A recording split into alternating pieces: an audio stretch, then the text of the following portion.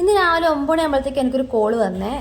മീഷോയിൽ നിന്ന് പാർസൽ വന്നിരിക്കെ സീക്കിരം വന്ന് കളക്ട് പണി പോയിടുക എന്ന് പറഞ്ഞിട്ട് ഞാൻ അപ്പം തന്നെ ചെന്ന് നോക്കി. ആ സമയം 8:30 9 മണിയായി 10:30 എന്നിട്ടൊന്നും വന്നിട്ടില്ല. അവസാനം വന്നത് ഒരു 4 മണിക്കാണ് കേട്ടോ, വൈകുന്നേരം. അതുവരെ ഞാൻ ഇതിനു വേണ്ടിയിട്ട് വെയിറ്റ് ചെയ്തിരിക്കലായിരുന്നു. അങ്ങനെ പാഴ്സൽ അവസാനം കയ്യിൽ കിട്ടിയിട്ടുണ്ട്. അത്യാവശ്യം വലിയൊരു പാക്കൊക്കെ ആയിട്ടാണ് വരുന്നത്. ഇത് എന്താണെന്ന് നമുക്ക്, ഞാൻ സാധാരണ മീഷോയുടെ റിവ്യൂ ഒക്കെ ചെയ്യുന്നതുണ്ടെങ്കിലുണ്ടല്ലോ, ആദ്യമേ ഒന്ന് പൊളിച്ചു നോക്കി അതിൽ ഡാമേജോ കാര്യങ്ങളോ ഒന്നും തന്നെ ഇല്ലല്ലോ എന്ന് ഉറപ്പ് വരുത്തിക്കഴിഞ്ഞതിന് ശേഷമാണ് ഞാൻ വീണ്ടും അത് കവറിനുള്ള കുത്തിക്കേറ്റിട്ടൊക്കെ വീഡിയോ എടുക്കാറുണ്ട്. പക്ഷെ ഇത് ഞാൻ ഇപ്പം എനിക്ക് പാഴ്സലായിട്ട് ലൈവായിട്ട് വീഡിയോ എടുക്കാം. ലൈവായിട്ട് വീഡിയോ എടുക്കാമെന്ന് വിചാരിച്ചു. നമുക്ക് ഒരുമിച്ച് പൊളിച്ചു നോക്കാം അല്ലേ? പൊളിച്ചു നോക്കാം. അപ്പം ഞാൻ ആദ്യമായിട്ടാണ് മീഷോയിൽ നിന്ന് ഇതുപോലൊരെണ്ണം വാങ്ങിക്കുന്നതും ഇത്ര വലിപ്പത്തിലുള്ളതൊന്നും വാങ്ങിക്കുന്നതും അതേപോലെ ഇത്ര പൈസയുള്ളതൊന്നും വാങ്ങിക്കുന്നതും. പൈസ എന്ന് പറയുമ്പം 450 രൂപയാണ് കേട്ടോ ഇതിൻ്റെ വില എന്ന് പറയണത്. പക്ഷെ എനിക്ക് എന്താ പറയുക, ഞാൻ ആ ഫോട്ടോയിൽ ഞാൻ പ്രതീക്ഷിച്ചതിനേക്കാളും കുറച്ച് സൈസ് ചെറുതായിപ്പോയി. ഇത് എനിക്ക് കുറച്ചുകൂടി വലിപ്പമുള്ളതായിരുന്നു വേണ്ടത്.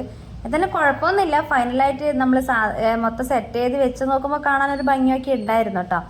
അപ്പോൾ ഇതെന്താ സംഭവം എന്ന് ഇപ്പോൾ ആർക്കെങ്കിലും മനസ്സിലായോ എന്ന് എനിക്കറിയില്ല. ഇതിൻ്റെ അവസാനം വരെ ഒന്ന് കണ്ടു നോക്കുക കേട്ടോ. സ്കിപ്പ് ചെയ്ത് മുഴുവനായിട്ട് ഒന്ന് കണ്ടു നോക്കുക എന്താണെന്നുള്ളത്. ചിലപ്പോൾ ചെറിയ ആൾക്ക് മനസ്സിലായി കാണുമായിരിക്കും. അപ്പോൾ ഇത് നമ്മളൊന്നിന് സെറ്റാക്കി എടുക്കൂടി വേണം. ഇതിൻ്റെ മെറ്റീരിയൽ വന്നിട്ട് പ്ലാസ്റ്റിക് അല്ല കേട്ടോ, ഒരു മരം, എന്താ പറയുക, ലൈറ്റ് വെയിറ്റ് ആയിട്ടുള്ള മരം ഉണ്ടാവില്ലേ, മരം തന്നെയാണ്. പക്ഷേ പ്ലാസ്റ്റിക് അല്ല, വുഡിൻ്റെ തന്നെയാണ് സംഭവം. അപ്പോൾ ഇതേപോലെ നമ്മളതൊന്ന് സെറ്റാക്കി കൊടുക്കണം. അതൊക്കെ ഈസി ആയിട്ട് ചെയ്യാൻ പറ്റും. ടൈറ്റിൽ അവിടെ അങ്ങനെ നിന്നോളൂ, കുഴപ്പമൊന്നുമില്ല. നമുക്ക് നമ്മൾ ഇഷ്ടത്തിനനുസരിച്ച് അത് എങ്ങനെയാണെന്ന് വെച്ചാൽ അറേഞ്ച് ചെയ്ത് കൊടുക്കാവുന്നതേ ഉള്ളൂ. പക്ഷേ എനിക്കിത് നന്ന ചെറുതായ പോലെ തോന്നും. ഇതെന്നാ സംഭവം എന്ന് വെച്ചാൽ, ഈ വീട്ടിലുണ്ടല്ലോ ഒരു റൂമിലോ അല്ലെങ്കിൽ നമ്മളെ ലിവിങ് റൂമിലോ ഒന്നിലും ഒരു തട്ട് കാര്യങ്ങളൊന്നും തന്നെ ഇല്ല.